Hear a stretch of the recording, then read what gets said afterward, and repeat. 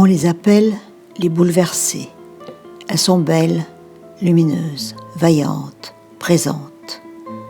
Pourtant, une part d'elles s'est mise à flotter entre deux temps, entre deux mondes, entre elles et elles. On les reconnaît à ce sourire qui est un mélange parfois de douceur et peut-être d'un quelconque remontant qui aide à continuer la vie. On les reconnaît aussi à cette façon de garder la main sur le cœur, une main seulement, mais qui semble tenir, qui semble prendre appui aussi. Et puis, elles ont ce regard qui fixe quelque chose ou quelqu'un qui n'est pas dans le champ de vision. Elles sont là, comme si de rien n'était. Et puis il y a fuite, il y a rumeur, et l'on comprend qu'elles ont traversé une frontière de non-retour. Les bouleversées sont des femmes très fortes. Combien il faut de force pour vivre double, pour vivre doublé, car elles ont été doublées par cette part du destin qui a fait basculer la vie. Tragique parfois cette bascule, et d'autres fois juste comme une lézarde, mais qui est irréparable. Les bouleversées se reconnaissent de loin, à leur démarche un peu aérienne, un peu en déséquilibre.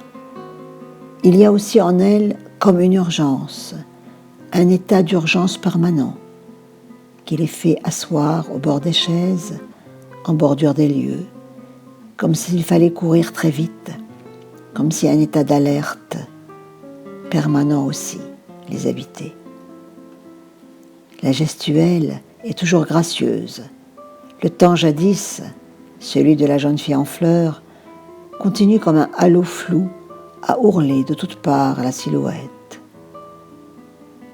C'est en Afrique que j'ai entendu pour la première fois ce mot bouleversé qui décrivait une femme. Tiens, voilà la bouleversée, faites-lui place. J'étais petite, j'avais oublié. Puis est venu ce temps où je me suis mise à les reconnaître aussi. Ce temps où à mon tour, je sursautais, me poussais et faisais place à la bouleversée. Ce texte, je l'ai écrit depuis longtemps.